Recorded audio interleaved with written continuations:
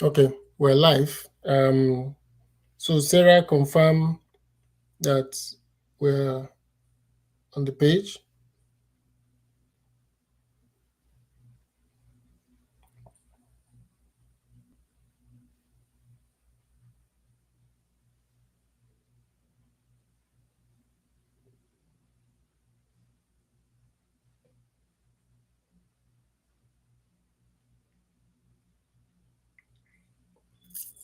Okay, Diet is back. So let me add her to the stage.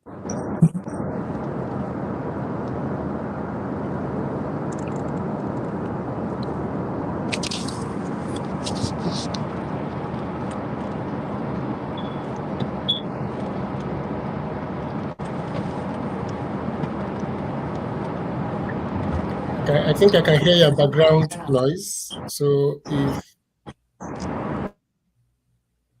you try talking now, we'll see whether we can hear you. And if you Okay. Hello. Can you hear yes, me we now? can hear you now. Thank you Excellent. very We much. can Yes, hear I'm you. in transit. Actually, I'm driving. Oh, you're in transit. Yeah, but Oh I'll be wow. home in like 10 minutes. I thought it was tomorrow actually, so I Oh saw dear. your message. Sorry about that. Thank you. Maybe I should have reached you again. Um, so, welcome to this event. And this is actually the first in our series of what I call the personal development series, Osita's Roundtable. And the idea of this roundtable is to look at issues, topical issues, issues that pertain to the current issues around young people and existence today. And the idea is to look at what is going on in that space, um, what are the best practices in that space, and get some people who are knowledgeable in that space to interact with us. We can take questions, we'll make it as interactive as possible. And the idea is that at the end of this all, we're going to publish what I call the MEKARIAIA white paper that details the issues, challenges, and then also the way forward. What are the best practices and what's our advice? The idea is that a lot of young people today don't really know what is right from what is wrong. So most times when we are blaming them for what they are doing right or wrong, um, we fail in our responsibilities to also educate them on what is right and wrong, particularly with the nature of our education system today, and also with the nature of our um, social environment where the man of the muzzle is now king. So I am thinking that this is an opportunity for us to reach out, starting with the MEKARIAIA mentorship and then sharing the knowledge far and wide. There are about 6,000 of us in that mentorship program. And I believe that this will be a good place to begin to germinate the seeds. Beyond this series, we also have the MEKARIAIA mentorship program, training program, which is going online in about a week or two. That is a training program. People are going to watch the videos asynchronously and answer the questions. And those who score 80 and above in the answers will get the MEKARIAIA mentorship mentee badge. So they will become mentees. And then we will select another few from those who will go up to do the fellowship program, which will be like a 6 months to 1 year program.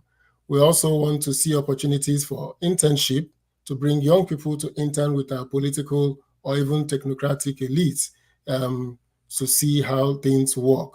But what is important so far is that we're going to use this opportunity to discuss and come to a conclusion about what these issues are. Today's issue is the issue of checking bias and safeguarding freedom of speech.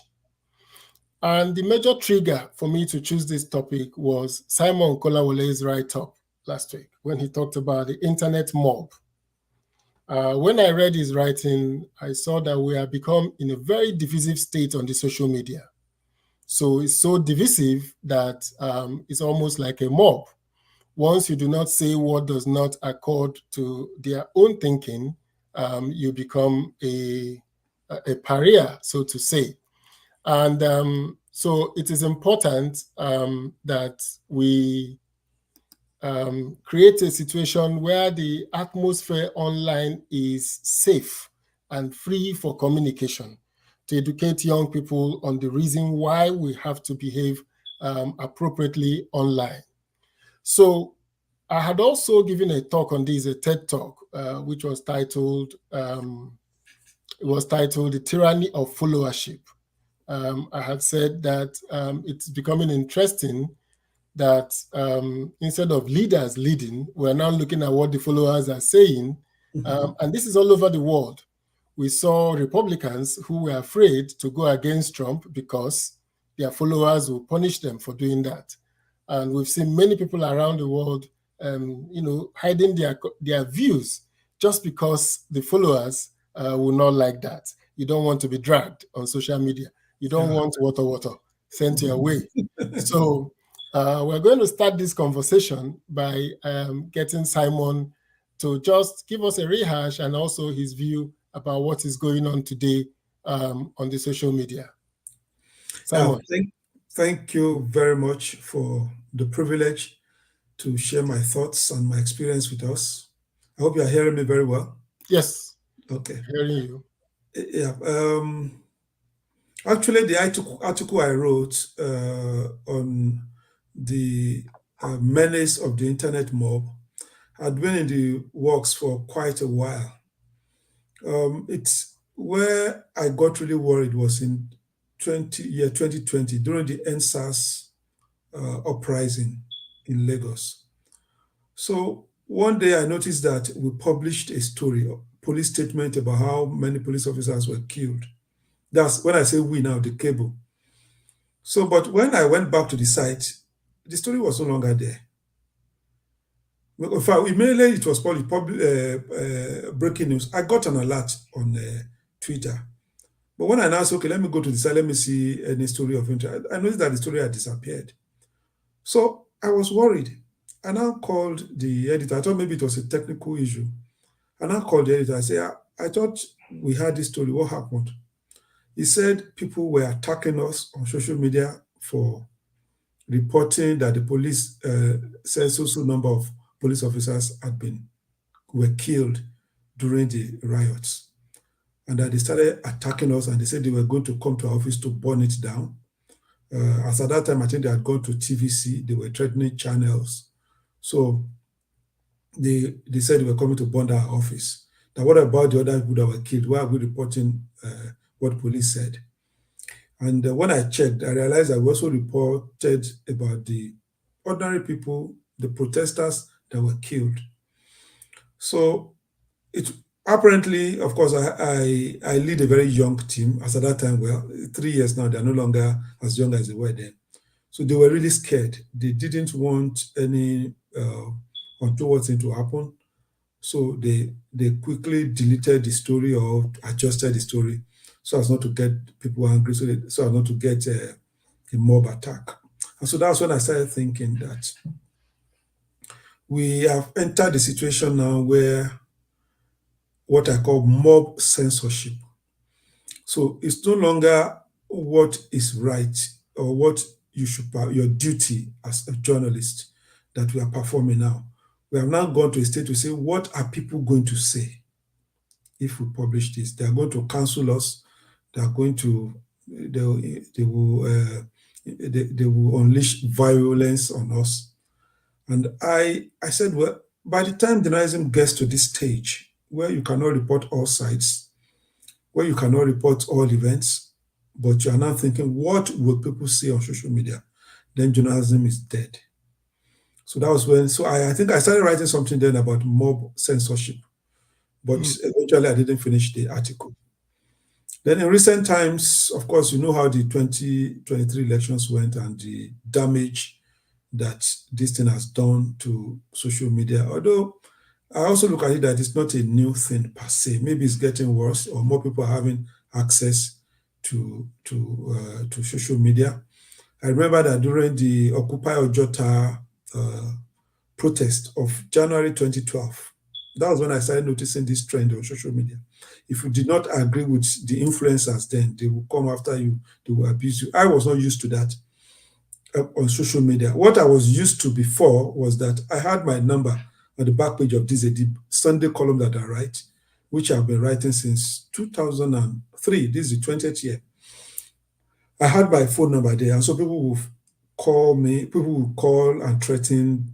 Then after I was tired of picking calls, I said SMS only, and then people will send SMS, abuse me, call me all kinds of names, and say they will kidnap my wife, they will kidnap my children, they will come after me. So I was used to, initially I was disturbed, I was worried, but I got used to the attacks. Then I used to read comments under my column too. Those are the things that are very common in those days. And if I wrote what people liked, oh, great. If I wrote what they didn't like, they'll start abusing me, not just disagreeing with me, with their own viewpoints, with better facts, with better logic, but just abusing me, calling me names. So, but in recent times, it's now so liberalized because everybody has a mobile phone. The people on Twitter and social media. Well, I got responses to the article. Ironically, I was expecting to be dragged because I've been dragged on social media.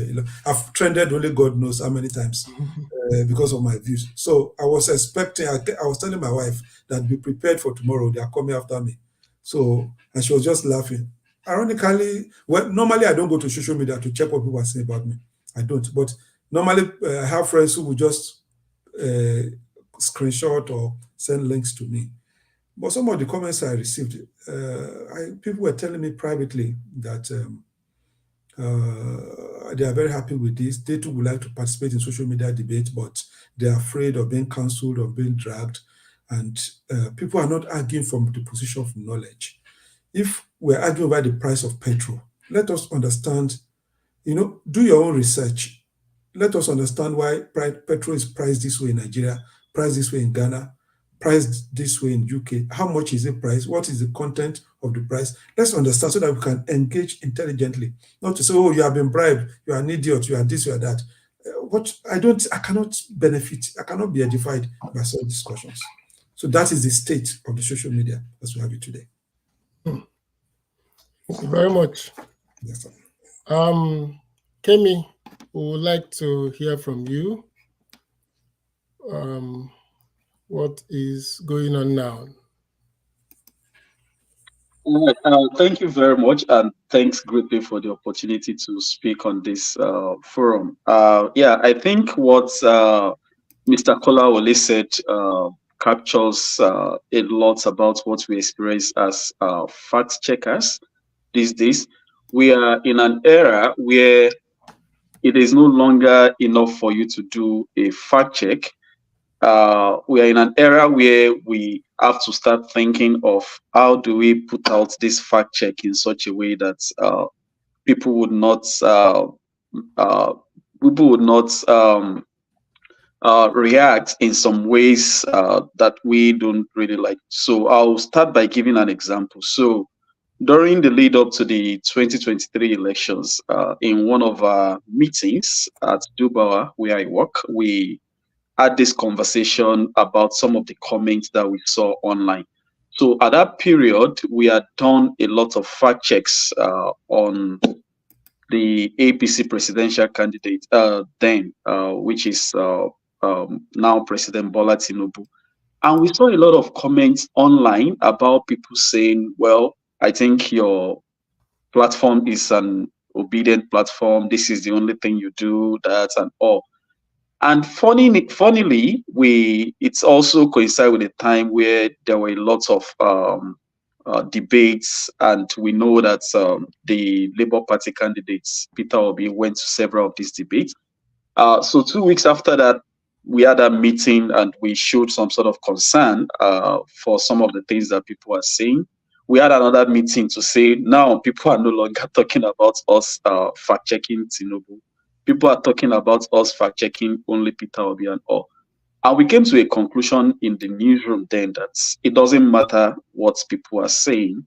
it really, really matters what we are doing, how we present the evidence, the kind of facts we are putting out, the decision making that goes into what we decide to fact check and all. And that was how we continue to do our work. And throughout the election period, if you monitor the major social media platforms of fact checking organizations in Nigeria, you always see comments swayed towards one politician or the other. It became the norm around that period. So what do I have to say about this, which is also close to what Mr. Kolawole say about mob censorship? People are no longer concerned about truth. People are no longer concerned about you presenting an evidence or a fact against a false information. What currently exists on social media, especially when it comes to political discussion, is your truth against my truth. And unfortunately, at different times, we have seen cases whereby falsehood triumph over accurate information just because that is the position of the majority. And then the question goes thus: how do you operate as a fact checker in this kind of situation where people are so emotional, where people have little or less regard for false information that goes on in their social media space and all? So this is the question that we've been trying to solve, to answer for, I mean, several years now, but not much more since the build up to the election last year. So some of the few things that we try to do is, of course, our work is not only limited to fact checking. We try to do something that's a lot of people we call pre-bunking, which is trying to let people understand how the information environment works, trying to let people know that the opinions that you see on social media or the information that you see on social media are not always factual, and you need better or more credible platforms to get your information from. And even the so-called credible platforms that we have out, some of them have some sinister agenda. You need to understand that agenda in order to know how to relate with the kind of information you get from there. You need to think twice before you share information. And also, we do a lot of media and information literacy. We try to do some explainers as well for some key issues. For instance, Mr. Kolawole mentioned the issue about fuel price increase in Nigeria currently. If you go on social media, that are out of everything comment to see about petrol, 9 of them are just from emotional views or perspective of some people. They don't know what the increments means. They don't know the foundation. They don't know why the government decided to remove subsidy or what subsidy even mean. But all they know is my social media influencer has said this. This is his or her position, or this is the popular information I'm seeing on social media platform. So I'm gonna adopt that and put it out. So these are the kind of challenges we face. We try to do a lot of media and information literacy. Of course, that is expected to fail because people already have their mindsets and they're adults. There's close to nothing you can do to change the mind of some people. If some false information goes out, we also go out to do fact checks about it. Again, like I said earlier, people don't care about your fact check. It is your truth against their truth. But these are the challenges we contend with. We do media and information literacy, we do fact checks, and some other intervention points. I'll stop it here for now. So we'll go into more details about each of these later. Thank you. Interesting. Very interesting. Your truth versus my truth. That is now the nature of conversations on social media. Your truth versus my truth. So we don't have logical conversations anymore. We don't have conversations that are designed to promote discourse. Rather, we have a situation where people want just to promote their own truth. Now, the danger of this is that so many people now call for some form of regulatory oversight on the social media. And that has become also a worrying dimension to this free-for-all online situation. So if I can go back to Simon, what would be your take on the proposed social media law? Yeah, to be honest, I have not seen the latest law that was the latest bill that was sent to the National Assembly. So it's difficult to know the details. But the one that was being promoted before, which I suspect might be the one that's been repackaged. I don't know. I'm just trying to uh, look at the direction of the direction of their thinking. I will say something. When we started the cable in 2014, one of the things we said was that we will not allow unedited comments below our stories. That's readers' comments. That we were going to gatekeep, we were going to edit comments. Now, many of my colleagues did not like it because it is a way of what they call engagement. Gaining engagement, gaining page views, people spending time on your site. So let people say whatever they want to say. But like I say, look, I'm a professional. I've spent all my life as a journalist. I never did any other work. I underwent journalism training for a purpose. I've worked in reputable media houses all my life. I cannot be part of a media organization that does not, that publishes comments without editing. Minus the fact that these things are subject to legal action, they could amount to defamation of character. It also doesn't sound right. I want people to feel free to come to our site, read, and know that they are not going to read any ethnic slur, religious, or whatever. But my team really kicked against it because they will see a story, no comment. I remember we failed more than 100,000 comments in the first 2 years. More than 100,000 comments, we failed them. And then we started blacklisting people. So I'm always for responsible use of social media. I've always been in support of that. Now, why do we need a new law? I don't support making any new law to regulate the social media. One, we have several laws already in place. There's law of defamation of character. It's already in place. We have laws on the misuse of technology channels in Nigeria.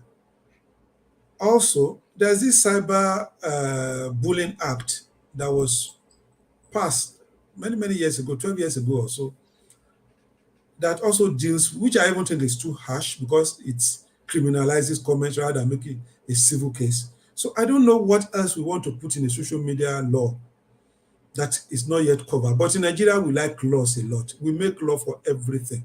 We have the most comprehensive laws. If you take our Electoral Act, for instance, I don't think there's any law anywhere in the world that they will even teach you how to vote, whether you should smile when you want to vote. The law will prescribe whether you should smile or should not smile, whether you should look right or left. With too many laws, the ones that are on ground for me are enough. But again, the law should not be meant, because you see, politicians, when they say they are doing something in the interest of the people, sorry, I've forgotten that you're a politician. Some politicians, when they say they are doing things in the interest of the country, of course, you know that a lot of personal interest is involved. So some are afraid that they are being exposed.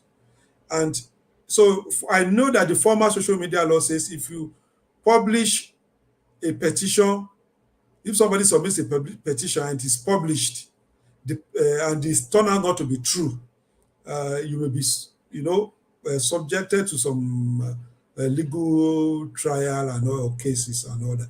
So for me, whatever is contained in the social media law, I think no attempt should be made to gag people.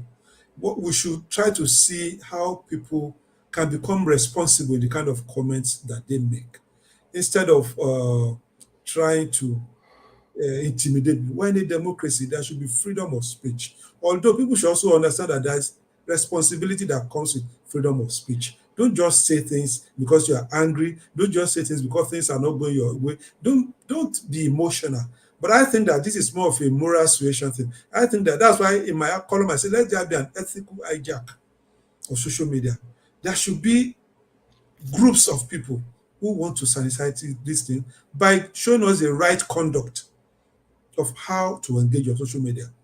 If you saw such people, they should not respond. When they say your papa, don't respond. They say your mama, don't respond. Let's just stick to the issues. So maybe in the next, if you can have such a kind of revolution going on in the next 4 5 years, there will be some decency in the way we engage, and people can learn. I like to learn. If I make a point and you have a contrary opinion, I like it. I like to discuss so that I can stop making an argument that I know is weak. I love it. I love to be challenged on the basis of facts, on the basis of logic. That it should be insulted. And I believe there are a lot of people who want this, but we should not go all out because it is subject to abuse. If you now ask a governor, how did you spend this budget? They can come and arrest, which is already happening anyway. Without a social media law, you can be arrested for criticizing a governor. So it's a problem that we have a present problem in our hands. Thank you very much, Simon. That's a very important perspective. Not allowing us to override to jump the basic rules of decency. Like Nigeria has, like you said, many laws, very many laws, and we are very adept at not respecting those laws. That's one of our major challenges, that we're very, very, very adept at not respecting the laws.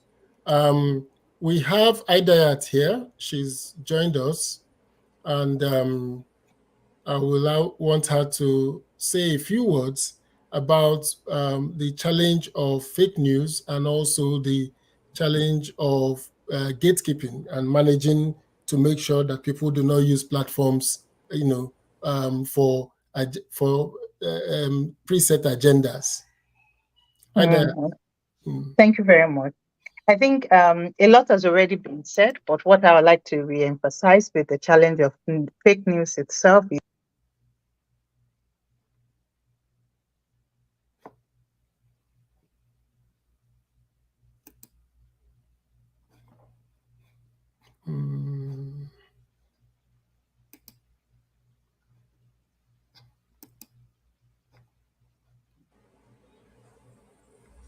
the challenge of technology. Yes, the challenge of technology. Idayat, we're not hearing you again.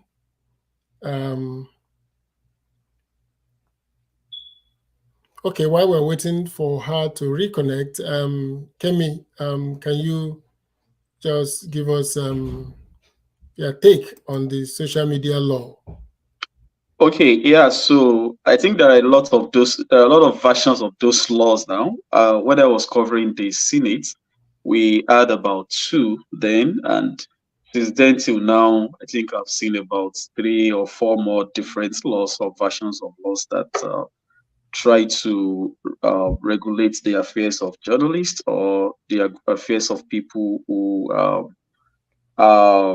comment on social media. And also, I totally agree with the position that it's not the best for us to put out laws. We have a lot of laws already on ground, and I will explain this from a very broader perspective. So in the literature of media regulation, there is always a friction between self-regulation and government regulation. And if you look at different countries all over the world, we see that it depends on how far left or how far right you tilt towards, that determines the kind of social media or media space that you have in the country. For instance, in a country like China that tilts more towards government regulation of media, we see that you can't even say your mind, what you think about any policy or government action or whatever without suffering some negative consequences. Foreign journalists are not allowed to do their job as they should, and this also exists in several other countries like Lebanon and all. And we also know that on the other side of the aisle, we have a lot of other countries where I would like to classify the US and even Nigeria to some very good extent, where people are able to say their minds freely and express their opinion. But there's something that is very important with having that freedom to say whatever you like. It is the responsibility that comes with it. Whether you're on Facebook, Twitter, that we now know as X, or you're on the cable newspaper websites or whatever, there are always community rules that guides conversation in these public forums. And each of these community rules requires a sense of responsibility from people. But unfortunately, Nigerians don't really take any cognizance of that responsibility. And that is why we are in the kind of situation we are today. So how do we manage this responsibility? Part of the ways to manage this responsibility is the few laws that we have around. The laws are not to gag press freedom or freedom of expression, which is already covered in our constitution and in some articles that we are signatory to. But this responsibility part of it, there must be some laws governing it. And like Mr. Kolawole said, we have a lot of laws in Nigeria currently. I remember the Cybercrime Act of 2015. I did my master thesis on press freedom in Nigeria, looking at some of the laws that the government or some of its agencies have used to arrest some journalists or bloggers in the past. And I came across a very interesting example of a popular blogger who took the comments of someone on Facebook, posted it on his Facebook page. The original comment didn't go viral on the page of the originator, but it went viral on his own page. And because of that, he was arrested and held responsible for that comment. That is not gagging his freedom of expression. Responsible for the use of his social media platform. And I think that is what we should pay close attention to in Nigeria. We have the laws to prosecute this. It's just the way to do it. Apart from that, I also think now talking as a fact checker, it's also important for us to come up with a very robust media and information literacy program, such that we are able to catch them young in quotes, like let the younger generation understand the importance of media literacy, the importance of using the social media platform responsibly, using their freedom of expression responsibly. And of course, we have some adults who some people would like to call maybe crayfish, who cannot be bent yet. But of course, we still need to make some attempts to make sure that we put out a lot of media and information lessons out there.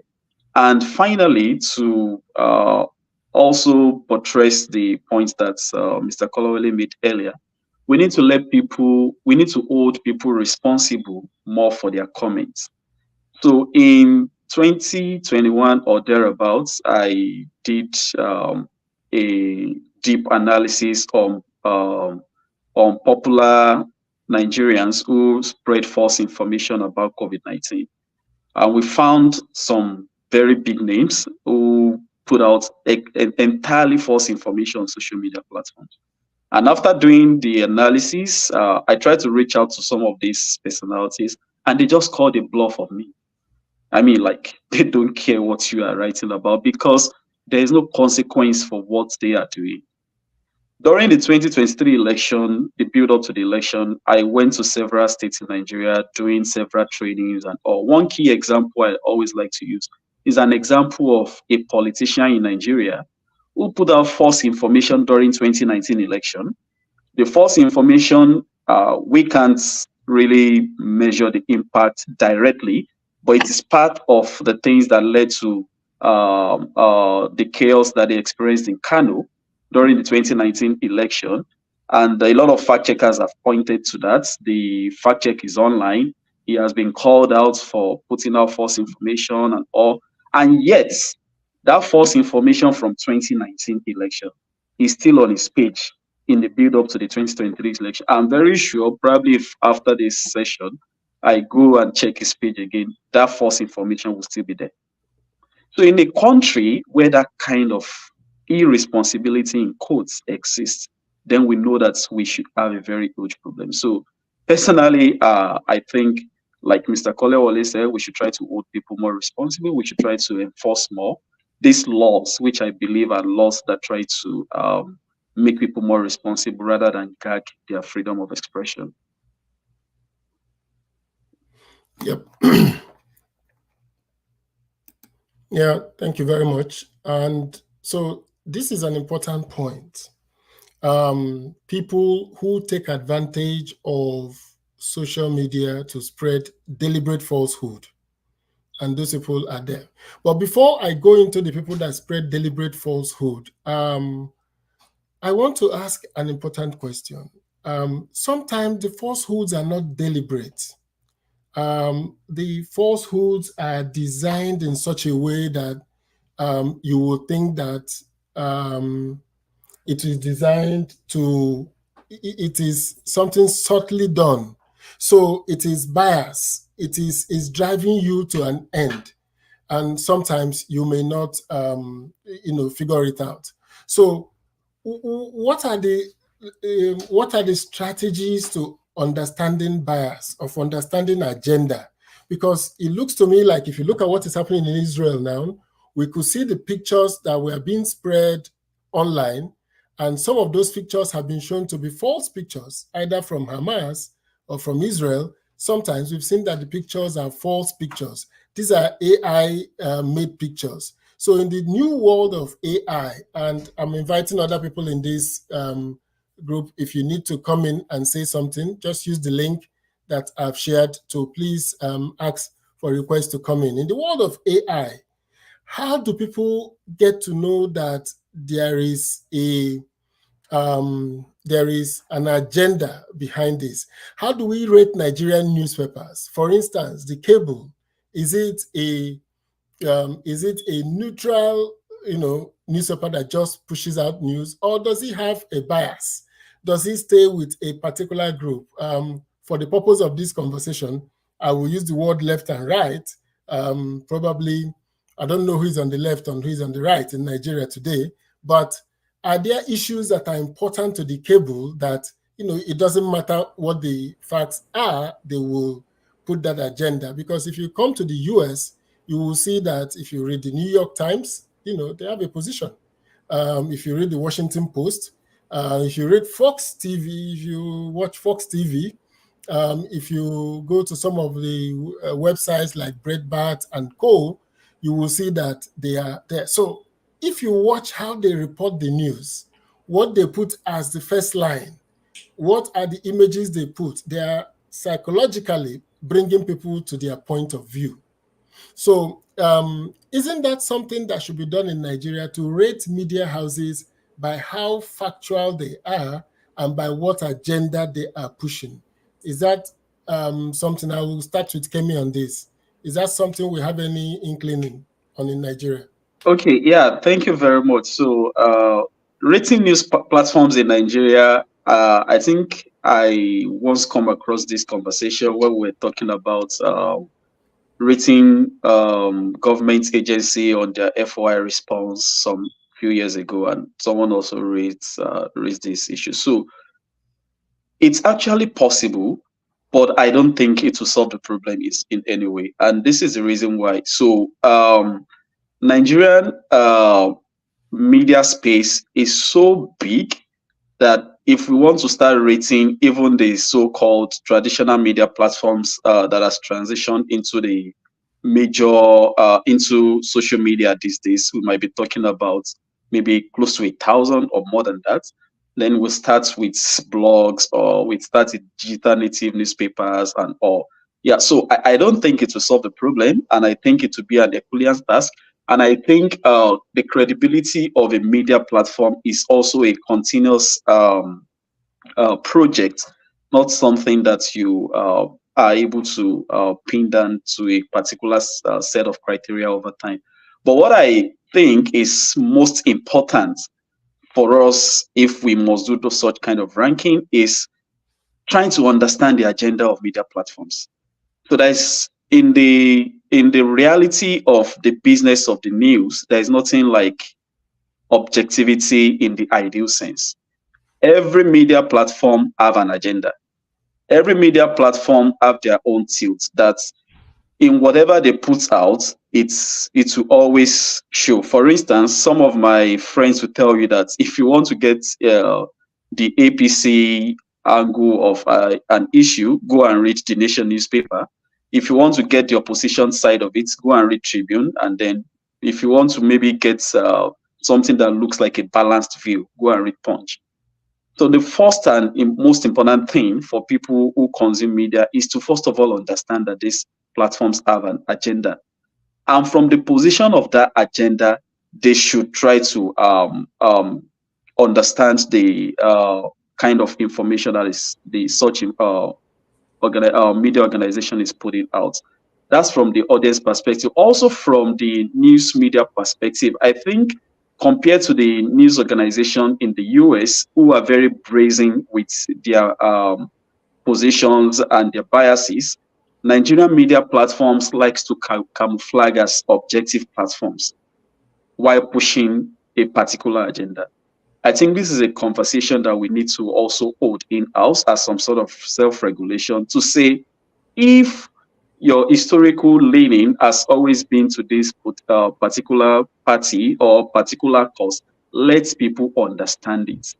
And when you put it out and people understand it, whatever information that is coming from your platform, people will be able to sieve or filter that information through that lens.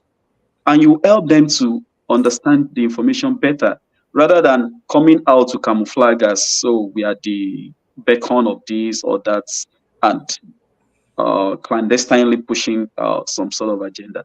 I think if you're able to follow some of these steps, we might be able to, because the idea of naming and shaming in Nigeria has been done in the past. And I mean, also given the fact that the audience are very complacent, if you say this is the platform that does well and this is the platform that doesn't do well, they will tell you, I mean, that's bullshit, we don't care.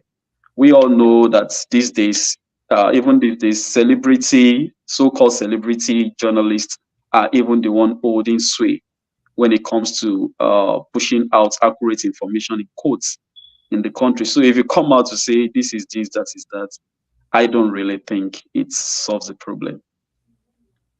Well, I don't know if the issue about solving the problem, but the issue about the my view is about the idea of making it clear to everybody for those who are objective, because you see, I don't think it is in every people are going to take their own position. We're saying this assuming that people don't have their own biases. Everybody have their affiliations, so they will go to where they are affiliated. In fact, what happened with Cambridge Analytica was that they were able to use people's social media, friends, people they follow, to figure out their own worldview and then feed them information inside that bubble. So, so there are practical steps that can be taken to ensure that you are getting the two sides of the coin. For instance, if I know that the Nation newspaper is already on the right, so I would recommend to people, when you read the Nation, also read the version of the Punch. So what I do is I read New York Times. I also go and read the New Yorker to see whether, how the stories were presented. So if I read This Day, then where do I read The Guardian? I may be getting the same side of the story. But if I read Daily Trust, I may get a different perspective on that story. If I see something from the cable, my first instinct will be to say, this must be true. So, I view it. But if I get something from some of the cable Premium Times and a few papers online, I tend to be comfortable to say, okay, this can be true. Then I see some websites, I don't really know who they are or what they are. If you go to the about, you will never see the owner of the website. And they are pushing this narrative that people are copying and sharing on WhatsApp. So sometimes you don't even know where the news came from. So I think it is one takeaway here is that there is need for a third-party demarcation of Nigerian newspapers, so that just people can know that if you read this and you want another perspective, read this. and we can rank them by the quality of their closeness to the facts. It's something I think should be done to just warn people who want to know. There are those who don't want to know. So I think that that's one step. Simon, yes, we would like to hear from you. Yeah, Mr. Busari has really dealt with this extensively. I've always told him to go and lecture when he's done with journalism. There are several issues here that we need to unpack. There's the issue of bias. Every newspaper has a bias. But what is the bias for? Is it ethnic? Is it political? Is it religious? Is it regional? Is it about ideals, ideology? We can really look at papers in that particular with those lenses. And what I would say, for instance, is that there are some newspapers that they are very particular about gender issues. There are those who are particular about climate change. There are those who are particular about corruption. There are those who are particular about public service. So that is one level of bias. And there are those who are promoting ethnic agenda, promoting religious agenda. That's another kind of bias. But what I understand the host, our distinguished host, to be saying is about the credibility. It's about the credibility of the news being pushed out that may be affected by the bias of the newspaper. So if it's a debate that is not likely to end soon, because you can have the same facts and people are reporting from different angles. The simple example I can give was this herdsmen. Now, there was a particular thing that happened 2-3 years ago. A Fulani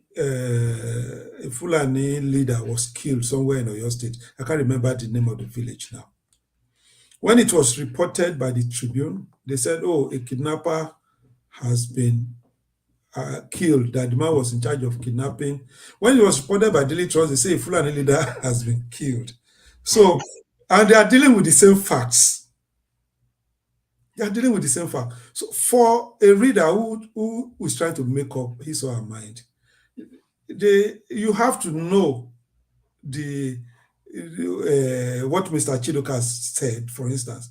What is happening at the back end of each newspaper? What is actually the bias they are trying to push through? A more liberal newspaper, of course, will report that somebody has been killed. It's a Fulani leader, but they're also saying he's a kidnapper. So you have all the facts that you are pushing out. Readers also have a way of knowing, not all readers, but for me, for instance, I'm a discerning reader. There are some websites I don't go to. There are some websites that even when people share the link with me, I don't even open, because I know that they have the agenda they are pushing, and the truth is always the first victim for them. They can twist anything. They can twist anything. But there are some, if I see a story in Premium Times, I see a story in cable, okay, sorry, that's where I work. There are some online newspapers that when I see that, I say,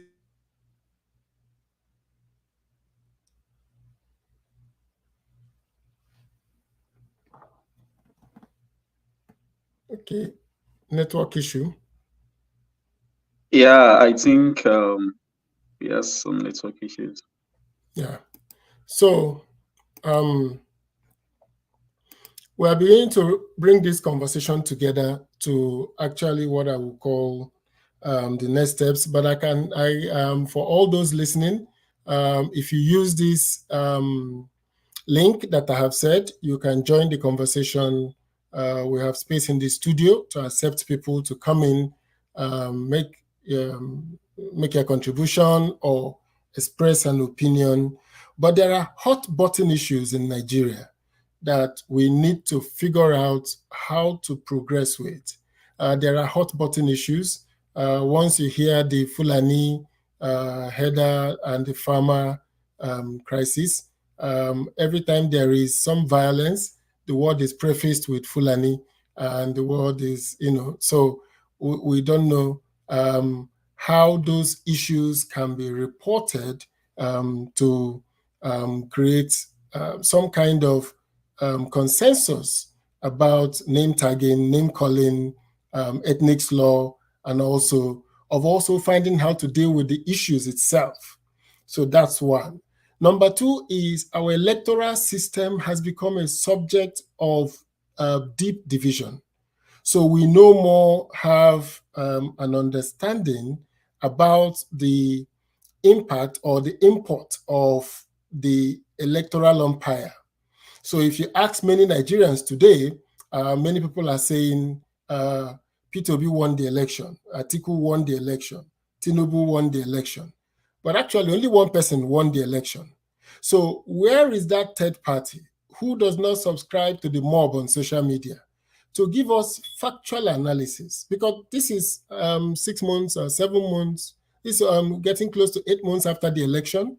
It would have been possible to download all the data on the IREV, to go to INEC and request for what I would call certified true copies of the ones that are missing on the IREV.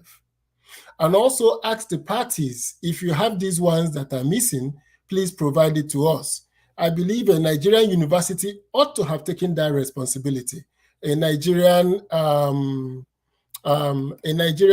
NGO ought to have taken the responsibility, or a Nigerian media outlet, and here we have the cable here, should have taken that responsibility to say, these are the results that are on the IREV. So we've downloaded it, we've reviewed it. These are the ones that do not have any alteration, no issues from the 150 that was updated. These are the ones that have issues of alterations. So we put it in a bucket.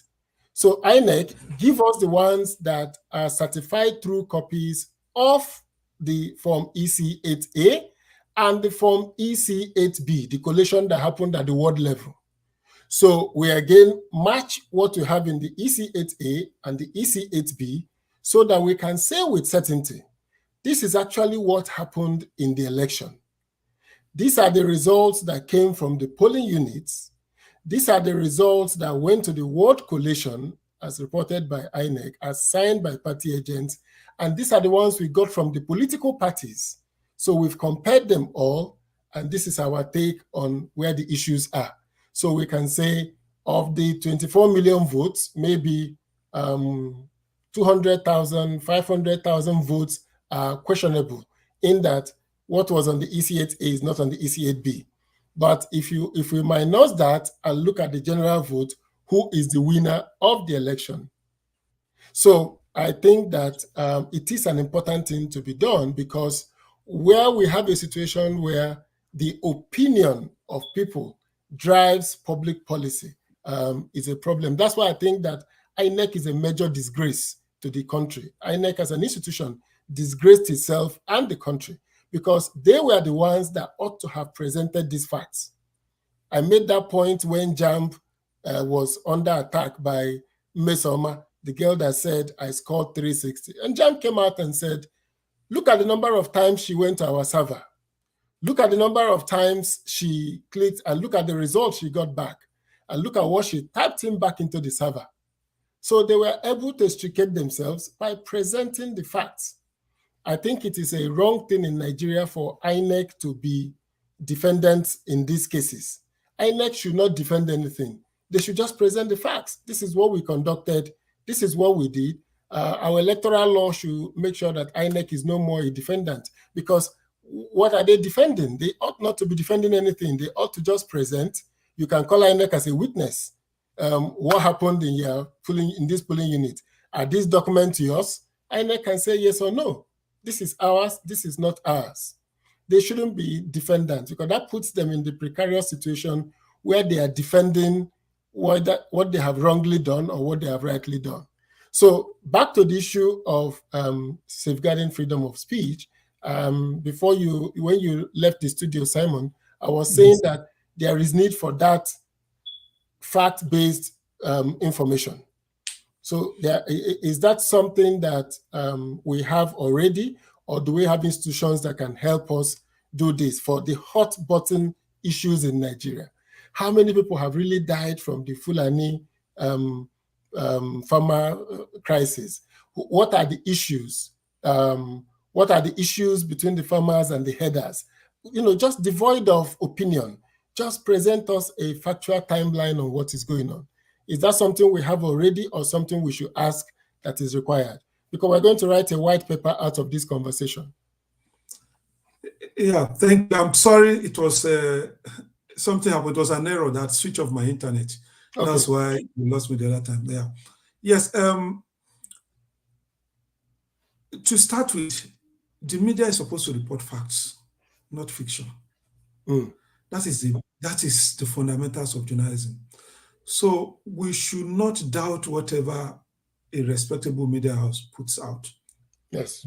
Now, so to go to the question, there are several websites in Nigeria today where you can get authentic information regarding these issues. There are several non-governmental organizations and researchers that have also done good works in this area that can be reported by the media. I do not want to criticize the Nigerian media generally, but we need to up our game in certain aspects. We are not living up to expectation, and that is what is leading to this kind of question. Because typically, people should be able to rely on the media for the basic facts about some of these issues. For instance, the herders-farmers clash. They should be able to rely on the media. But what has been happening over time is that we live for here and now. Oh, 8 people killed in Maiduguri, 8 people killed in Onitsha. We move on. So only very few media houses take the time to do a review of all these issues. Very few, not up to 5. And say, okay, in the first quarter of this year, this is the number of people that were killed in herders attack or by bandits or by this and that. It's something that the media, we need to challenge ourselves about. So that we also, one of the functions of the media is to educate. It's not just to report story and that is all over. People should be able to trust us with the information we are pushing out. So people should be able to come to us as a resource, as newspapers of record, from which they can rely on to be able to make conclusive comments, educated comments that are grounded on this situation of things in the country. So it's a challenge that I think we all need to take up. Some are trying, but some are not even trying at all. Some are just living by the day. What is the latest news today? They publish it, they move on. They don't even know if they are publishing a similar story tomorrow. They don't even background it and say, okay, this happened 2 days ago, so this has taken it to 10 or 20. They just report, everything is in isolation. They just report and move on. And we are not helping. We are not helping the people in terms of educating them, or providing them with facts that they can use. Doing the research, that are working in this area, governmental organizations. An organization like Amnesty International, they are very thorough. By the time they are telling you this happened, you can take it to the bank. So how are we making use of this information? How? We just say, oh, Amnesty has released a report. After 2-3 paragraphs, we are done. We can have a whole set of stories, taking different angles from the report, analyzing these things, and people will benefit more, people will be better educated more. And people can use this as a basis of engagement with the authorities, with other these topics. But I have an issue with this. And the issue I have is the absence of real, like you gave the example of Amnesty International. So when they do a research, you will know that this research is done, using the best standards of research. The data sources are clear. Sometimes they even upload the raw data set where they get, if they did interviews, if they did a poll and all that. I have a challenge in Nigeria where I am not seeing quality research work. That's not the really work of newspapers. That is work of NGOs and universities. Whether the election in America was rigged or not, there were comprehensive, conclusive opinion by established universities and institutions that election was not rigged. And they didn't stop at that. The company that provided the machines for the election went to court against the people that made that allegation, Fox. And Fox paid a total of $750 million to settle the matter.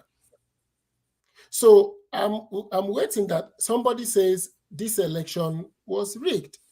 INEC should be able to either go to court against any newspaper house or anybody who made that allegation and said, this is our conclusive data set of the election. It is in public view.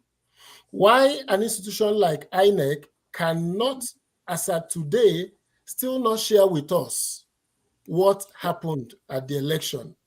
Why they are still not able to share with us the information and said, even though the IRF failed us on the day of the election, after the election, please go to this website and see all the Form EC8A, polling unit by polling unit, fully uploaded.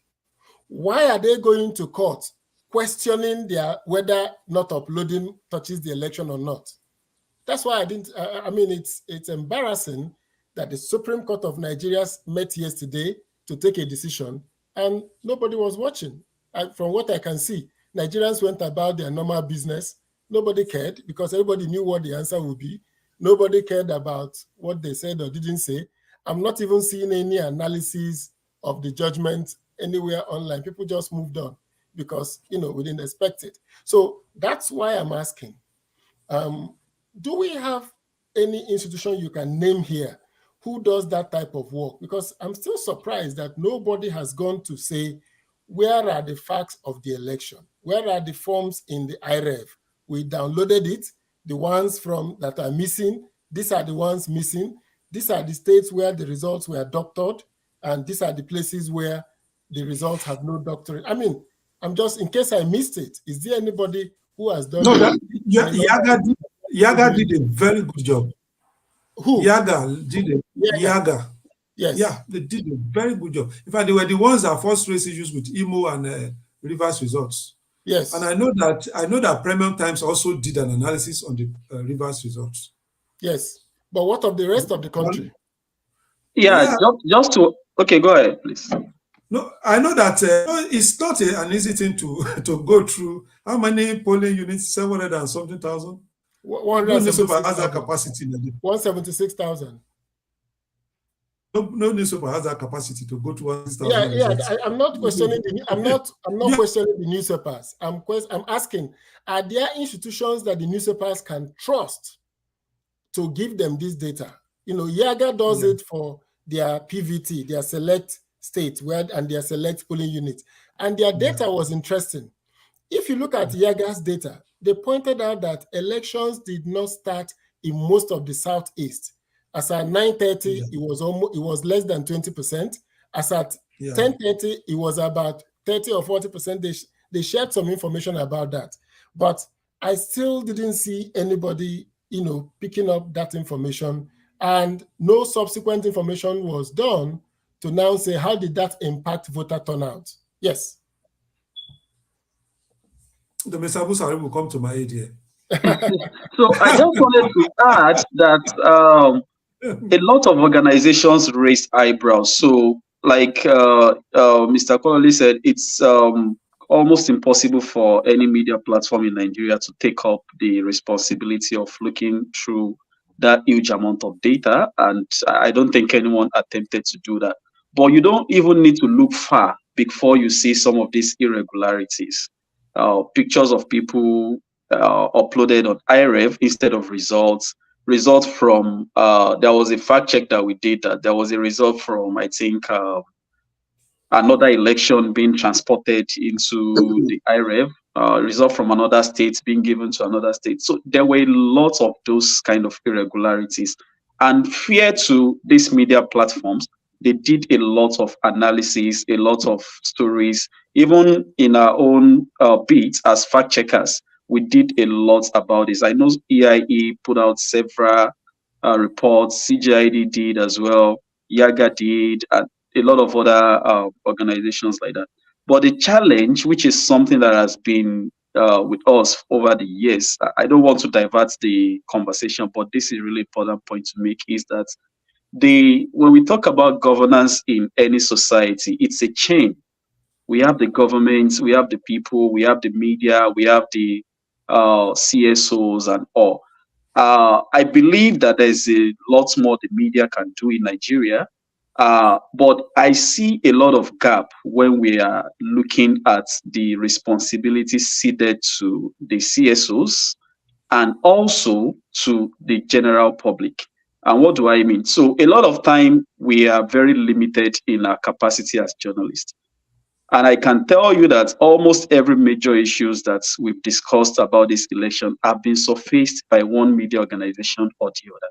But the question that follows that is, what did the CSOs do after that? Let's assume, in my own opinion, that the CSOs also voiced out during that election. The next question is, what did the public do after this information or after this agenda has been pushed out by the media and the CSOs? And the answer is, a lot of people, we don't see that much energy from the public. So let's say Premium Times did an analysis of the election, and the following day you see people everywhere on the internet or even on the street trying to ask the same questions that was asked in a particular report. Before you know it, in the next few days or thereabouts, INEC will come out to say, oh, this is this is that, and all. But we don't see that. So there is a break in that chain from the media to the CSOs and all. It's not an absolute break, but each of these players can do better in making sure that they set agenda for the government and also making sure that they ask the right questions for the betterment of the country. Okay, so we have Chief Udemba here on the line. You want to say anything? Good evening, everybody. Yeah, yes. Thank you, Chidoka, for having me here. I must say I'm happy to be here and to hear, as usual, the words of wisdom from you. And then Busari also, when I came in, you were the person talking, and I enjoy your facts. The topics here are quite interesting and quite huge to be discussed under a few moments we may have here. But suffice to say that there's a challenge in the media industry these days. From my understanding, in the past, the media moves and the masses follow. In the current times, the masses move, then the media trails. And what's happening now, because you have several means of information dissemination, and everybody has become a reporter in one way or the other, so that the media is now challenged as prepared to fit in. And because of the multiple sources of information, you now find that the capacity for the media to do research is now limited. Let me give you an example. You see, sorry, I need to go outside Nigeria to give an kind of example of what I want to say. You see what's happening in Gaza, for example. Before the cable could send their reporter to Gaza, we are only hearing from Al Jazeera, because Al Jazeera, so they have bias to report anything against Israel. And therefore, everything they say is in favor of a Palestinian. Even when they forge some of them, which we now know. And the news that was coming out before, everybody was, it's like, oh, Israel is committing this or committing that. But in a short time, cable sent in their reporters there. And then CNN began to report what I may call a balanced information, because the CNN shouldn't be biased, of any kind. They wanted to remain who they are. So they began to give us something different. BBC came in, began to report something different. Deutsche Dutch media also went in, the same thing. Then other Arab media went in. Before you know it, the information coming out from that angle, became somehow, balanced. Because you now have media who have capacity to send in people to get the concrete, information, research, be at the scene and guess what is happening. In Nigeria here, you have a media that is actually following the masses. Say, for example, who has one day asked, where did that name Boko Haram come from? Did they for one day say the name is Boko Haram? Who gave them the name? Who manufactured the name bandits? And then how do we now suddenly begin to, have Fulani in the system? So who did that? That because the media is no longer leading. However, media can sometimes, create a certain, narrative and then go to sleep again. Then the masses or the other, small medias will take the front stage. And when you give, an instance with Premium Times and certain medias that are respected, that word respected, why were they respected? I think by the time we find out what brings them together, we may end up finding out that what brings them together is because they are investigative journalism. They want to find out the core of issues and report it as it were. But these days, it's no longer like that. And when I heard about the instances about Tribune, the way they report issues with Punch and other medias, yes, that's the bias you have in every media. But then those who do concrete, investigation before reporting, the whole sway, their ideas are taken. But then it depends, for those who are going to read those information or listen to this information, where is their own bias? Where each person before reading any news may have a bias, and then by the time you now read, you now find out where the reporter is coming from. It's either for you to align or to disagree. So the issue we have here, and which now transcends to issue of election and so on, many medias are no longer able to investigate. And therefore, if you have some issues happening in Imo State, somebody reports it from there.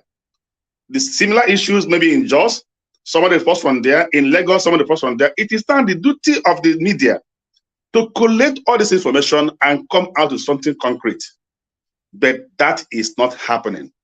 And until you have media that have capacity to investigate and then do research, until we're able to have such, I do not think we'll be able to have a streamlined media system, or where a media can come out and say something and people will not believe it and take it to bank. Just like you mentioned about some NGOs, yes, they have the capacity. If you look at what makes them tick, it's because they have capacity to investigate, to research. So in the end, I can only suggest here that for us to move forward and be able to have data as it's supposed to be, then there should be a kind of journalism that is that's able to investigate and then report issues as they are, and then collect data and present them for future use. Thank you.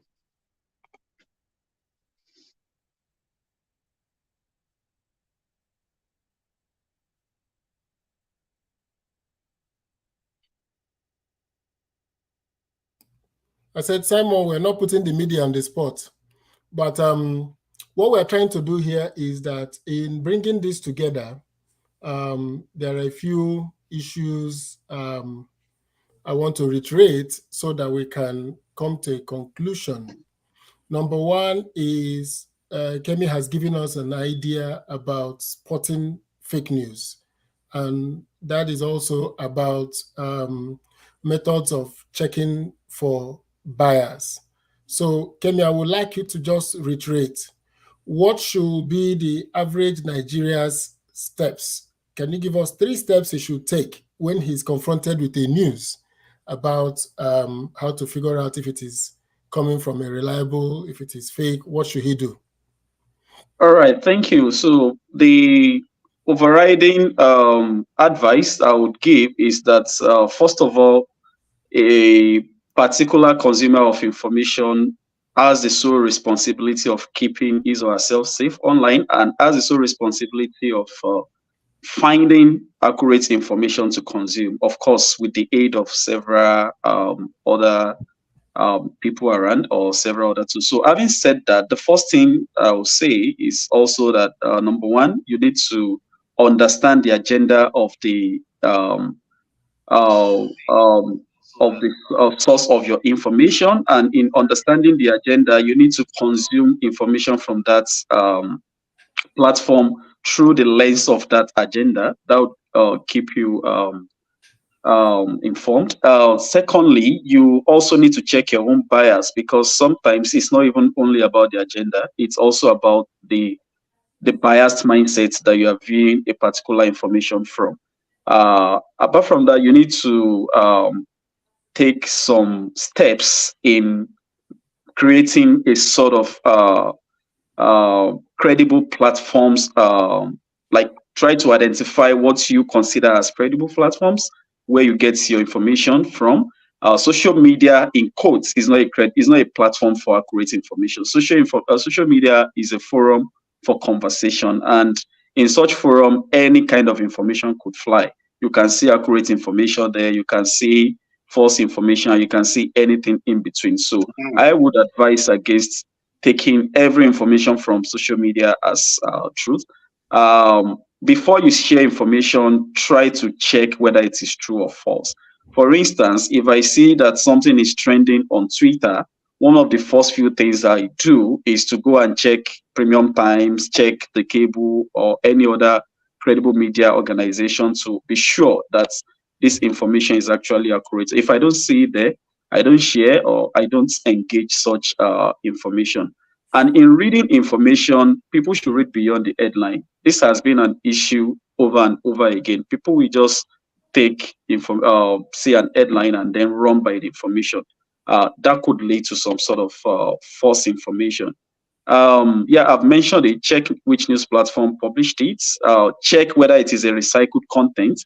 During the last Osun's general governorship election, someone waited for that period when the election was declared inconclusive in 2018, waited for around that time and then shared the video of the 2018 inconclusive election, and then say that the 2022 election had been declared inconclusive, and a lot of people ran by it.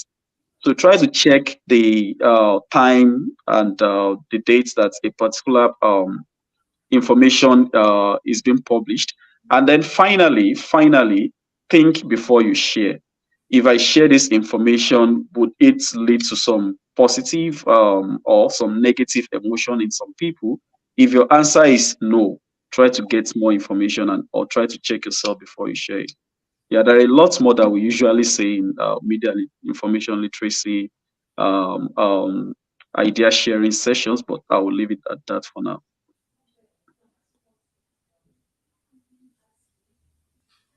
Yes, Simon, what will be your take on this? Yes, Mr. Abusari has taken a very comprehensive look at it, even though he says just give us teasers for now. One, for me, I identify credible media platforms, and those are the stories that I share. Two, some people are notorious for sharing fake news. I don't know whether it is their nature or they have agenda. Some they don't have agenda, but anything that excites them, they get easily excited, they share. So I blacklist such people. Anything they share, I will first have to go and confirm before I share. Then also, a lot of people share things with me. If you are in a group and you are sending a link there, and you are saying, is this true? You are being mischievous. Before you put it in the group, there are people you can bounce it off with and say, please help me check. A lot of people contact me privately and say, Simon, this is going on. Is it true? And I say, give me a few minutes. And I will cross-check. If it's something I could confirm, I say, yes, it is true. If I cannot confirm it, I say, I can't confirm it. It is not, I don't think you should share it yet until it's confirmed. But there are people, they know that there are 100 people in a group. They just want to share fake news. They now put it there, say, forwarded as received. You understand? I'm very careful with such things. I also think that if we are talking about fake news, there are people that sincerely they don't know how to check. That is why it is good we have websites like Dubawa, Cable Check, and several. Just take that thing and put it in the internet, Google it, and you'll be surprised that a fact check might have been done on it before, and it will help. So it's one of the ways I also cross-check stories. When somebody shares something with me, I quickly throw it on Google, and I say, oh, this has been fact checked, it is true, it is false. So it's also a trick I think many people should use if they want to confirm if a story is true or false. Most importantly, what is your agenda? That thing you want to share, what are you promoting?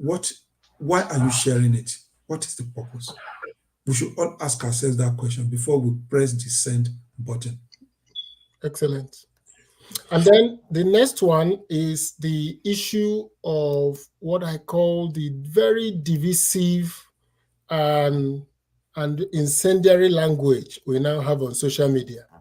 The dragging, the water, the desire to say, you can't share an opinion that is not in line with our opinion, despite not having fact. And that is part of the reason why I'm pushing for these national institutions. They can be media houses, but sometimes in some jurisdictions, media houses cooperate with those type of entities who have both the resource and the they have both the resource and the capability to share that information, to review and analyze information. And it's something that I think we'll have. But then on the individual level, how is it that we can become more constructive in our engagement on social media? How is it that we can begin to not just push our agenda or destroy those who don't agree with us? So this incendiary behavior we see on social media, what will be the cure for it? Because in the last 1 year, Nigeria has gone, I'm sure, quite low in the type of division we see on social media and the desire to call out people sometimes unjustly. So what could be a solution, or how do you advise a young person of today to behave online? Are there consequences for this? Are there things that can go wrong when we do this type of things online? Kemi. Okay, so I would have loved that we hear from Mr. Simon because I love the idea of that term, mob censorship, which is something that is very, very crucial, and which is something that I don't think there's any major research done about it in Nigeria yet, despite the fact that it's a very big issue. I mentioned earlier how at some point during the lead up to the election this year, where we had to hold two separate meetings.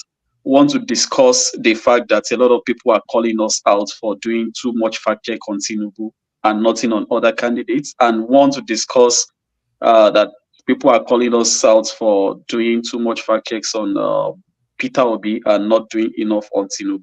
So it's a very major challenge. And to be honest with you, I definitely don't have a concrete answer as to how we can solve this. But what I think we can do, first of all, is start to engage that conversation.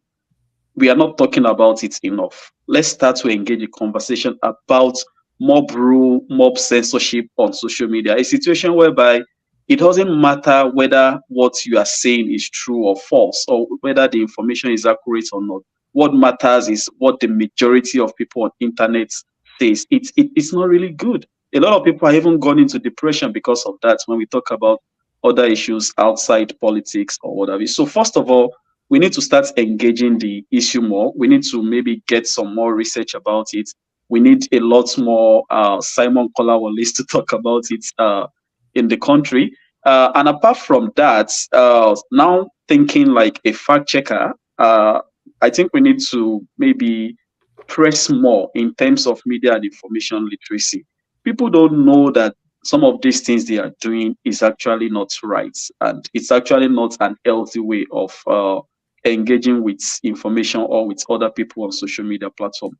I am not an entire pessimist, but I believe that a lot of adults, no matter what you do, they probably won't change their ways or whatever. But I think to some very good extent, if we press on more on social media and information literacy, they could also have some change of mind. And finally, which is something I'm a big fan of, I think we should try to maybe enforce more consequences for some of these things.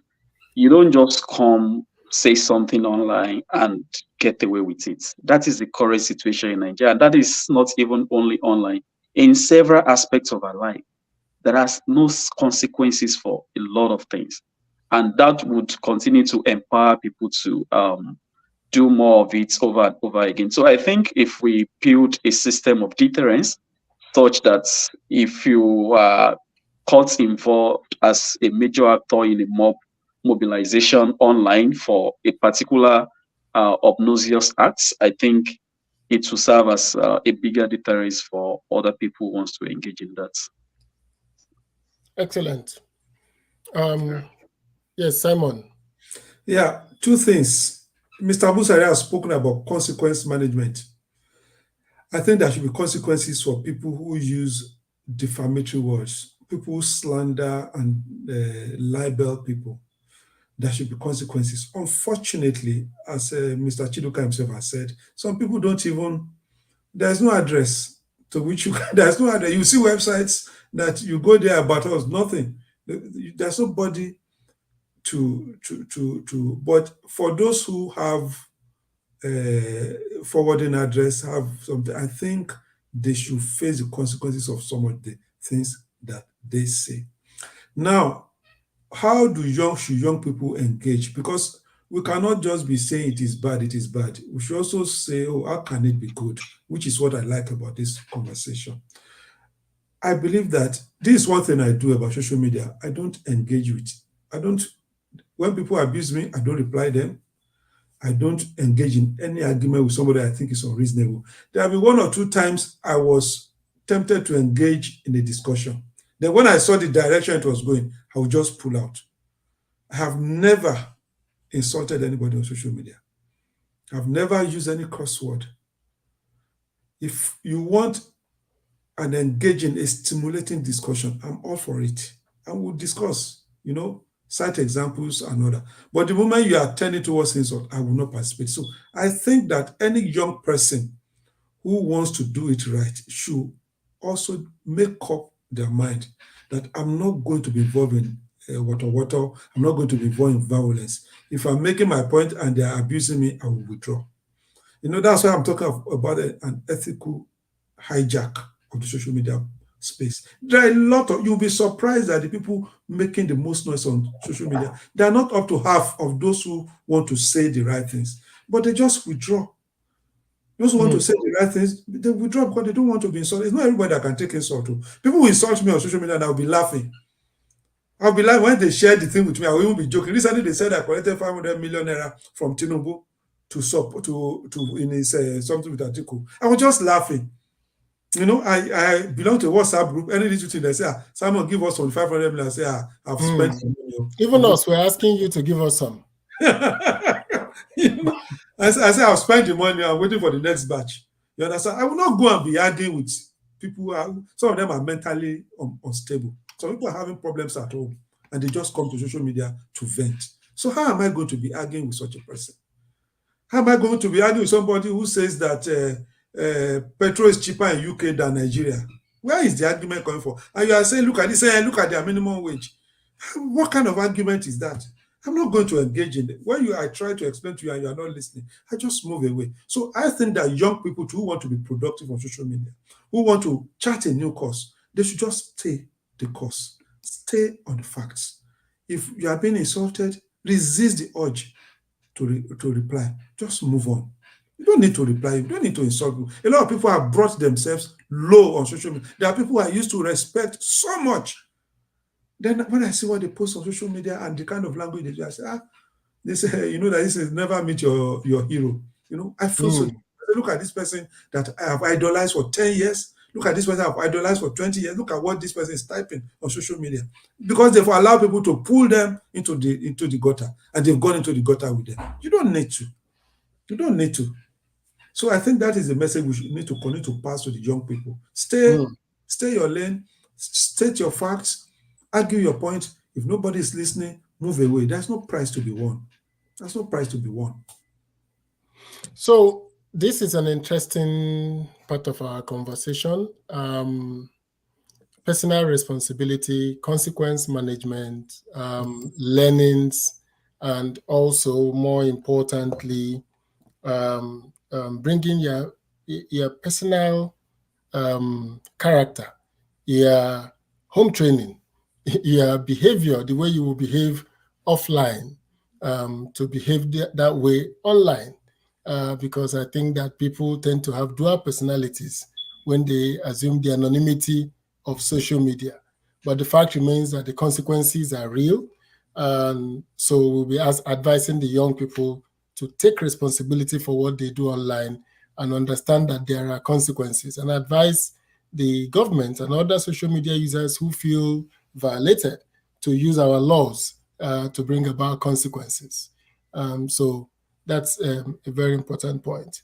So we have agreed on 4 items here: the need for people to fact check, to review, to look at what they are reading, the need for people to watch for bias, and the need for third-party agencies to grade our newspapers, just to give us an inkling, where they stand on the spectrum. Maybe we should create our own spectrum on this. And then thirdly, to know that, and this is, I'm bringing this up as we get to the final round of this conversation, is so people have to learn to leave their bubble. If you follow all the people that think like you, act like you, and post like you, you are likely to be in a bubble. You will have that problem that Ezife described one leader as a man who does not allow facts to disturb his conclusions. It was one of the very most strong comebacks I've ever seen. He said, they said, look at what the man said about you. He said, well, he's a man who doesn't allow facts to disturb his conclusions. So people must allow facts to disturb their conclusions. So part of it is to make the efforts. I do that. Once in a while, I review the people I follow on social media.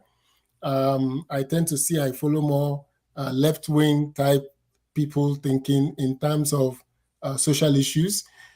So I make it a point of duty to also listen to the people on the other side. Let me see, what points are they making? It doesn't matter who makes a valid point, whether it is a person on your side or the other side. A factual point is a factual point. So people should learn to follow people across the divide. So if you are an obedient, it would be nice to follow those who are supporting Tinubu and Atiku, so to hear what they're saying, what is the logic behind it, instead of just staying in your bubble and getting the same type of information that reinforces your position. And that is the danger of WhatsApp. Most times, the people you engage on WhatsApp are people you know, people who are your friends on your phone and on phone, and then you tend to join groups that are based on your relationships. So school group, work group, church group, and then you will notice that you tend to see the same information. So one day we decided with a friend to go to groups that we belong to and see the people that post actively and put a name to them and save their names, because you don't have their names on your phone. So we save them with an interesting name. So we numbered them 1, 2, 3, 4, 5, as we identify them. And guess what? It turned out that these were the same people posting in most of the groups I belong to. So when they share one on group 1, you will see they will share it on 6, 7 groups at the same time.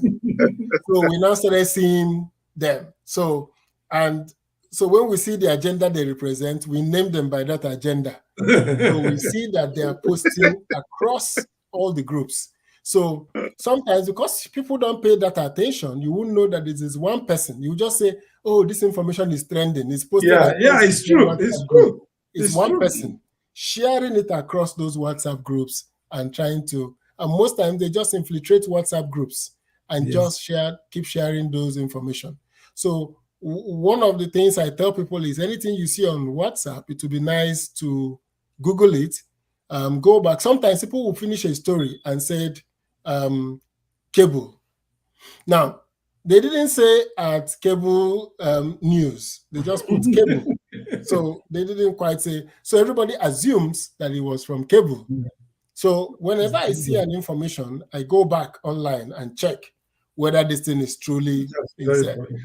I've seen stories written by some young people. One guy wrote a story on his page on Facebook, and he tagged me on the story. So I allowed the tag.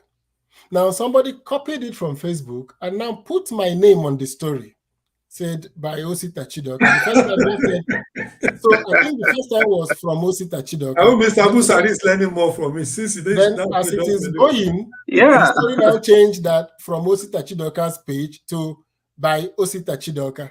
Yeah. And this story went viral.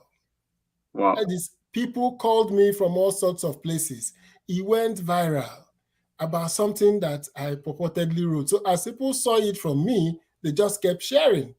So I went back to Facebook and put up a story about, this is not quite me.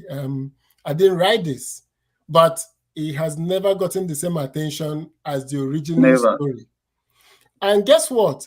Every time something happens that is similar to the event, the story starts all over again. Start trending again. WhatsApp will now put forwarded many times. So you have forwarded. So we're trying to slow it down. So it has trended about 4 or 5 times over the past 3 years. If I may, again, So if I may interrupt you, yes, please. Sorry. There was a time somebody wrote an article that was published in the cable. The person was just abusing Peter Obi throughout. Yes. Then somebody now took it, since it is cable, then it's Simon Kolawole that wrote it, and then I said by Simon Kolawole. They even did designs and were sharing about 10 different cards, quotes from the article, Simon Kolawole. I denied and denied and denied. Anybody who knows my relationship with Peter Obi knows that I cannot write such a thing. Yes. So I denied. Do you know that 6 months later I was still denying? I tweeted. People will send forward to my WhatsApp. Someone, did you write this? I will forward my denial, my Twitter link. 6 months later, they were still sharing with me and say, "Someone, did you write this?" So how do you handle that, Mr. Busari? Yeah, it's a major issue that we face. So we always say that fact checks or false information can never have the same popularity as the false information. That's why we try to reach people through several means. Sometimes we turn our fact checks to videos, sometimes we transcribe it to local languages and all. But the reality is, and it's a reality all over the world, false information travel faster and even wider than the fact check that we did about it. So it's a major problem. If you have suggestions for us, we can still incorporate it into what we do currently. But what we do currently is definitely not enough. Yeah, and so it's a problem that stares all of us in the face, and we just hope that people are more discerning these days. And I also think that one of the things that can come out of this is that all the media houses, people with large reach on social media, people like us that engage regularly, should identify the fact-checking websites and organizations and keep sharing that information. So we can even put it as a bottom news every time. If you doubt any information, check these pages for fact checks. I hope the fact checks are always on top of their game, because like you said, when people with large followings reshare news, it tend to, even though when you reshare good news, people don't want to touch it. They want to touch the bad news. So most times people are happy when I abuse the federal government. And when I write about the challenges of their state government, of what is education, healthcare, water, the thing I think that really concerns them, I notice that Nigerians are not interested. They would rather that you are talking about Peter Obi and Atiku and Tinubu than the issues that concern them on a daily basis. I don't see any conversations in any platform about the issues that concern people. So if you go throughout the whole of the Southeast, the fact that none of our state capitals have running pipe-borne water is not an issue. People are more interested to discuss about the challenges of the federal government, the inflation rate, the dollar exchange rate, and so those are the kind of issues I see people are always willing to discuss. But beyond that is the fact that I think we all need to commit to sharing information about sources of fact check. And I think that will be one of our key takeaways from here, that people should have access to that information about fact check, where they can cross-check information. And when we also have the newspapers on a spectrum and popular websites and even popular handles on a spectrum, Nigerians will begin to see at least that, okay, these are their agenda. This is what they do. And then finally, I think that advising young people about how to behave online and how me as an employer, once you tell me you are going to work for me, the first thing I do is to check your background. So if I check you out on social media and see that you are interested in dragging people and throwing water, you are not coming into my business because I consider that to be a person who most likely will not allow facts to disturb his conclusions. So for me, it's a red flag that this person will not, be confronted with facts. He will not change his position. So I think this has been an interesting conversation, and I would like us to have a few last words from us. So I will start with our guest, Chief Udemba, if you have something to say before we take it out. Yeah, sure. I want to say I've learned a lot, being here today. And if not for anything, I'm encouraged by what I have become in almost all the platforms I belong, whereby anything they post there, Udemba will be the first to go and cross-check and then come back with the facts. And I'll make it bold. So even at a time, most platforms, it's like, who knows what Udemba will say again? Because most of the time I feel so sad, seeing people report what they don't know about. And then for all the platforms and the admin, I maintain that every information you post is your own. If you know that you want to post any information that we say or we show posted as received, don't put it there. And already they know that once you put something that you cannot own up, we delete it. So at a time, in most of the platforms I belong, I think we're able to have some level of sanity. And many of us were able to understand that posting something that is wrong doesn't pay. Because we maintained whatever you post is from you. Don't tell us that you are posting as received. And again, we also form a kind of a group in our platform and other areas, whereby if something is posted wrongly about someone else, many of us will join hands in condemning that and saying it is wrong. We don't just leave the person that they posted to holding about to do so. Yeah, it's just like my brother, Chief Osita, Chiroka. In most cases, when they post something, you won't see me posting anything in the same platform. I'll go elsewhere to make the defense. And then post it to others to counter it. To counter the wrong information. So in which case, the person that, something, a wrong information posted about, is not left alone to fight it. Like my brother will say that up to 6 months later, he was still defending. So it's something that many other friends has to join hands,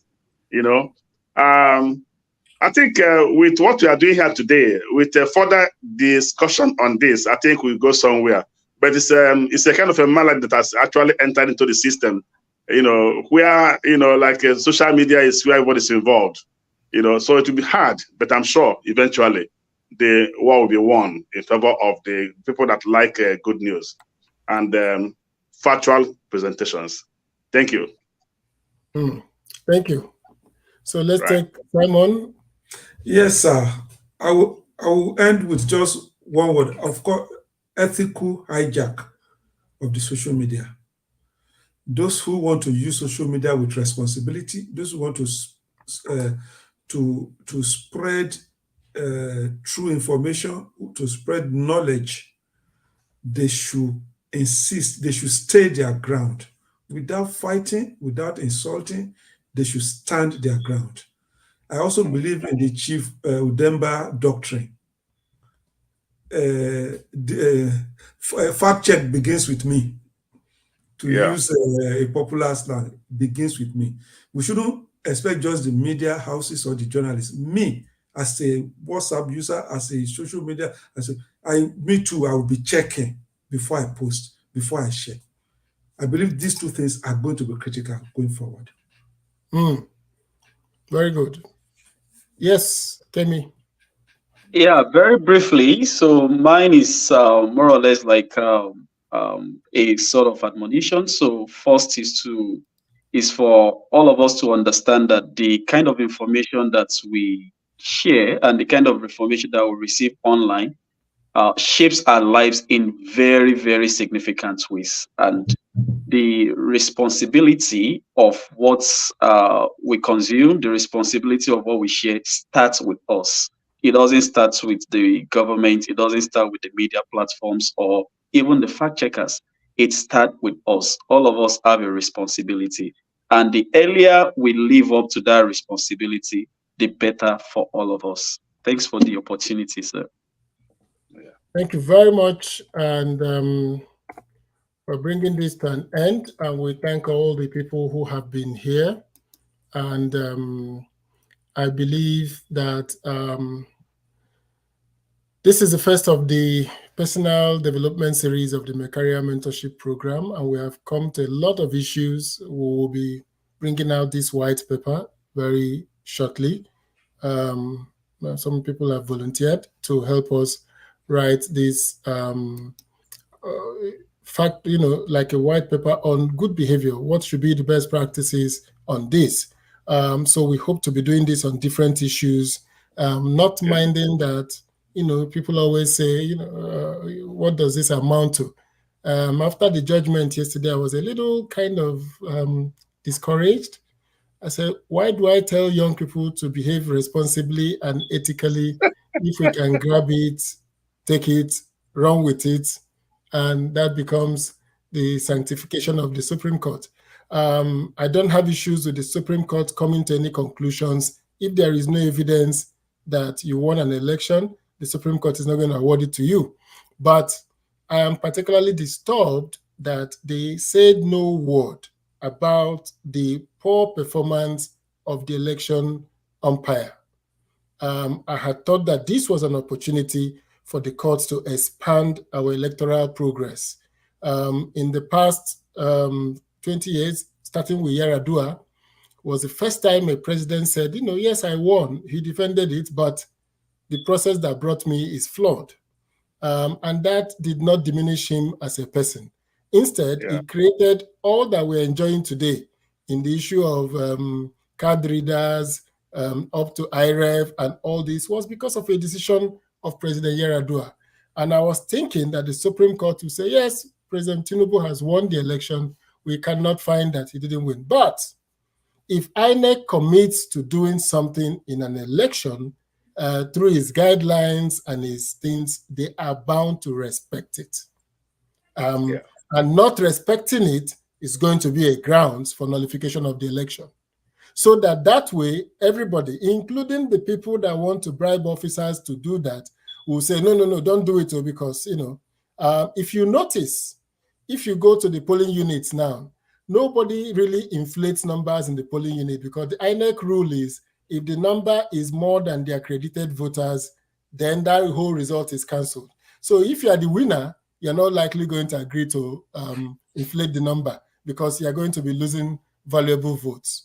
So I think that part of, thinking about it, I just said to myself, well, this kind of advocacy has to continue, to say to people, we must get it right. We must behave responsibly, despite the provocation. We must try to say to our governments, our people, this is the right way to behave. And our judiciary, I'm sure, will maybe learn from Nigerians to say, we have to curtail executive lawlessness. We have to curtail bad behavior in Nigeria. I like what I think it was the Brazilian or the Indian Supreme Court told the government that if they do not intervene in one crisis, that they, the Supreme Court, will intervene. I mean, this was not a matter before them, but the Supreme Court issued a warning that if they don't, they will intervene. In the case of Mexico, we saw them intervening on the issue of abortion rights and co. The Supreme Court, came and took a position, a very strong position on it. So the idea of the judiciary is not just to law, but to expand encourage good behavior in the conduct of our affairs. So I believe that all that will be possible if our young people also learn to rely on facts, learn to behave responsibly, so that we can confront, bad behavior with facts, with knowledge, and not with water, and not with dragging, because that brings us down to that same level. And everybody said, what does it matter? Whether you even say the right thing or the wrong thing, who cares? Nobody cares. So on this note, I want to thank all of you. Simon, I thank you for your article, which triggered this conversation. Kemi, for the wonderful work you've been doing in Dubois, and also helping the country to get facts. In today's world, people can go to war based on misinformation and disinformation. So we're going to write this, and when we get the draft of the white paper, I'm going to share with Simon, I'm going to share with Kemi and Idayat, who unfortunately her network could not allow us hear from her, but we're going to continue this series of conversations about issues that will affect young people in the country. So on this note, I want to thank you all, and really, really appreciate this. This is the first in the series, and we're going to have more going forward. Thank you very much. Thank you, sir. Thank you, All sir. right, thank you, and bye. Bye-bye. Bye-bye. Thank you. All right. And for all our viewers watching, thank you very much for joining us. And we take some of the comments here. We're going to take note of it. And part of the comments are about the how we're going to do this next. So we're going to think of other platforms to use to make it more classroom-like and more to make it more interactive. So thank you very much.